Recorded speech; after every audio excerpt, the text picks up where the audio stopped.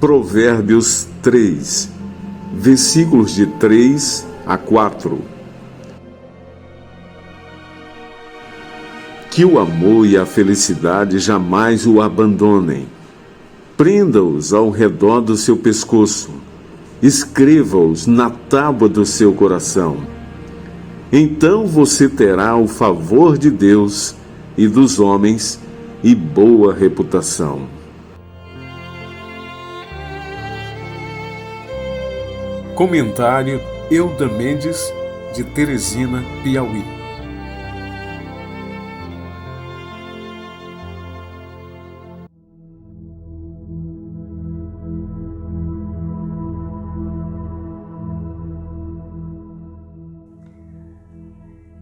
Caríssimo irmão, caríssima irmã, nós aprendemos que os frutos do Espírito, eles são também ordenados para a nossa relação com Deus, a nossa relação conosco mesmos e a nossa relação com o nosso próximo. Então, hoje nós iniciaremos sobre o fruto do amor. E este fruto na nossa relação com Deus. Veja bem, no catecismo da nossa Igreja Católica, no parágrafo 27, veja o que fala sobre o desejo de Deus.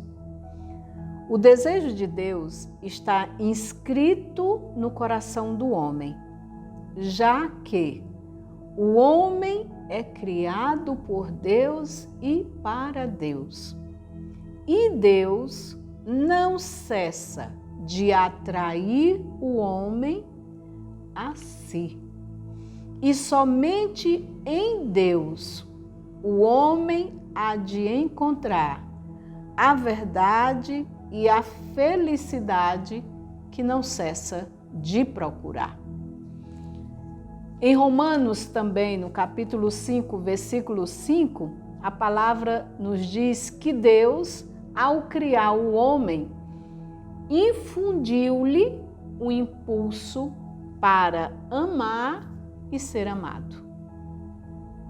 Então, o amor na sua forma natural, o amor humano, é o amor sensível, uma paixão natural, uma simpatia involuntária, uma inclinação para uma pessoa ou também para uma coisa.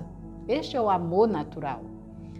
A paixão e o amor podem produzir grande bem aos homens, mas também todo o mal e desgraças.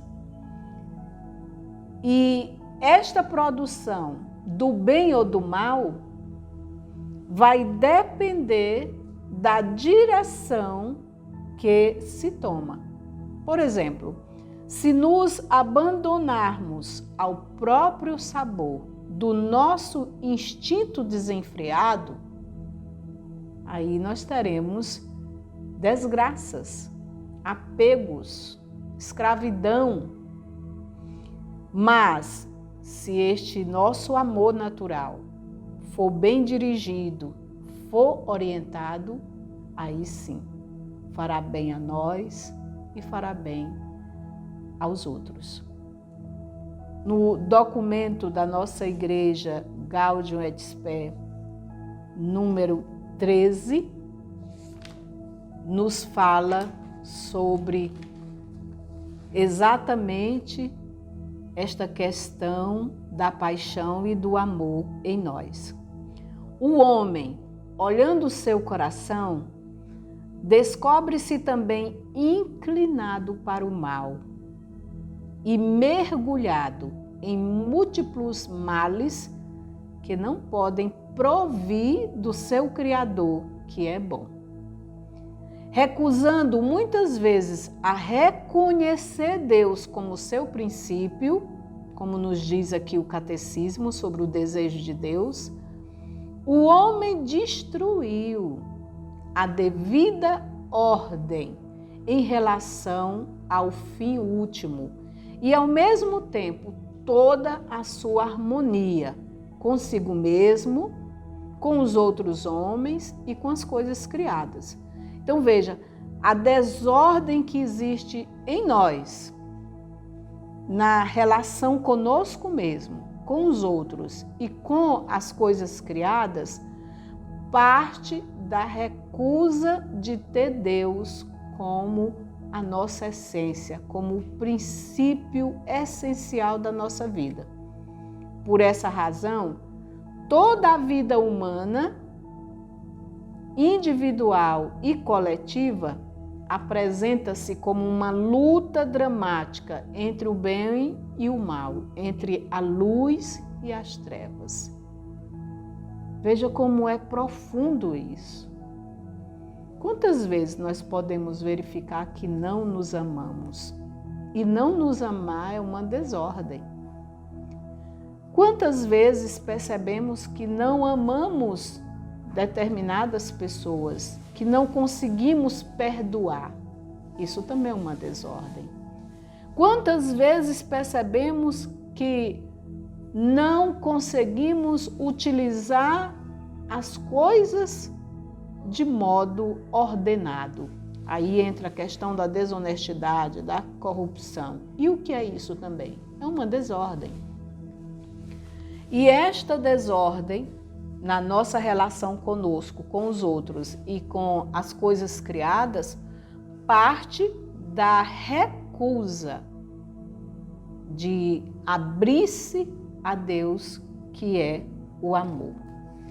Então veja, quando nós optamos pelo bem, acontece uma dilatação da nossa alma, porque o amor, ele alarga os horizontes, ele aprofunda os sentimentos, ele aprofunda as ideias e a nossa inteligência. Aí tudo, então, vai em direção ao nosso bem pelo amor que habita em nós. Este amor, olha que lindo, é uma fagulha, uma chama do incêndio do coração de Deus. Este amor, o fruto do Espírito Santo, gerado em nós, chamado amor, veja, é uma fagulha, uma pequena chama do incêndio próprio do coração de Deus. Só com o amor que o Espírito Santo insufla em nosso coração, juntamente com a graça santificante que nós recebemos pelo sacramento do batismo e os dons que o Espírito Santo nos concede para vivermos cristamente, é que podemos amar a Deus. Não é possível, humanamente falando, amar a Deus sem a graça de Deus. O amor a Deus, veja bem, deve ser desinteressado.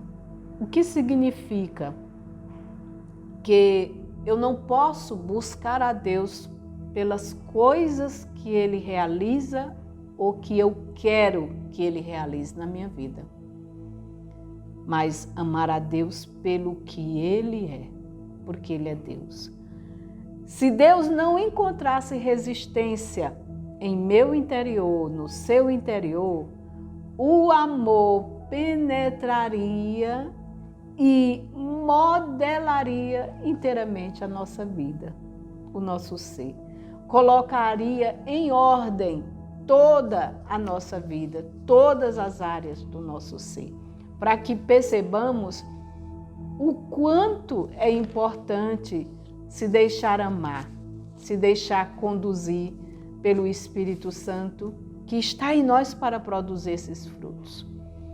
Quais os cuidados a serem tomados para se encontrar o amor? Aqui está o nosso esforço. Lutar contra as tendências egoístas que nos levam a nos servir de Deus para sujeitá-lo aos nossos desejos. Quando nós buscamos a Deus só porque queremos que Ele realize algo na minha vida. E quando Ele, por sua bondade e misericórdia, realiza, nós nos afastamos e só retornamos quando queremos de novo outra coisa. Então nós devemos lutar contra isso. Lutar contra a preguiça e as distrações que nos impedem o recolhimento da oração e a busca dos sacramentos. Recusar, e olha como é interessante, as satisfações que nos agradam e impor a nós mesmos o que nos repugna. O que significa isso? Eu vou lembrar aqui de Teresa de Calcutá. Ela, quando andava na casa das pessoas, ela nunca aceitava nada que lhe oferecessem. Porque ela andava em casa de pessoas que tinham posses e em casa de pessoas que nada tinham. Então, ela recusava essas gentilezas. E a questão da gente fazer coisas repugnáveis, quantas e quantas vezes nós percebemos que determinados serviços, até dentro da nossa casa, nós não gostamos de fazer. E porque não gostamos, nós evitamos. Pois veja bem, para reprimir a nossa carne, os impulsos errados do amor a nós mesmos, é preciso fazer estes sacrifícios, estas penitências. Bem, as tentações em nós, elas têm duas origens. De nós mesmos, quando nós deixamos nossos pensamentos à deriva, quando alimentamos nossa falta de vontade de rezar, de fazer as coisas, quando deixamos nossa imaginação também à deriva, quando alimentamos os nossos desejos. Nós estamos assim, dando abertura para as tentações. E as tentações também podem vir do inimigo. Como? Quando ele lança sua influência, percebendo nossa fraqueza. E veja bem que a palavra é tentação, não é imposição. É tentação. Significa dizer que eu posso lutar, resistir e dizer não. Quais os meios para vencer, então, estes obstáculos que nós colocamos aqui? Vida sacramental. Vida de oração. Olhar para dentro de si e descobrir os próprios obstáculos que existem no nosso coração. Buscar o autodomínio. Renunciar aos atos que não são pecados, mas conduzem a eles. Quais são? A vaidade, o orgulho, o egoísmo, a gula. O desejo de ser o melhor, satisfazer os apetites do paladar. Qual outro meio? Praticar as virtudes, a prudência, a justiça. Servir-se também do mundo, das coisas que existem no mundo, no nosso trabalho, sem se apegar a ele. E quais são os efeitos do fruto do amor em nós? Veja, quando nós estamos assim produzindo o fruto do amor na relação com Deus, nós passamos a ter simplicidade na vida interior e também exteriormente. Nós passamos a ver Deus nas pessoas, no próximo. nós passamos a vermos a bondade e a sabedoria de Deus em todos os acontecimentos. Nós passamos a ter um só desejo em tudo que fazemos: glorificar a Deus. Nós passamos a colocar o amor em tudo aquilo que fizermos. E por último, nós vamos, e aqui é o que mais assim nos impressiona, amar até mesmo os sofrimentos. Porque nos levará a compreender que diante daquele sofrimento, diante daquela dor, eu estarei mais próxima do que o Senhor fez para a minha salvação. Ou seja, eu associo as minhas dores, o meu sofrimento, ao sofrimento do Senhor. E isto por amor. E experimentamos então o gozo da presença de Deus na nossa vida, na nossa oração, na vida sacramental, nas relações conosco e com os nossos irmãos. Entendamos isto, que Deus é amor. E nós fomos criados para viver no amor, com o amor.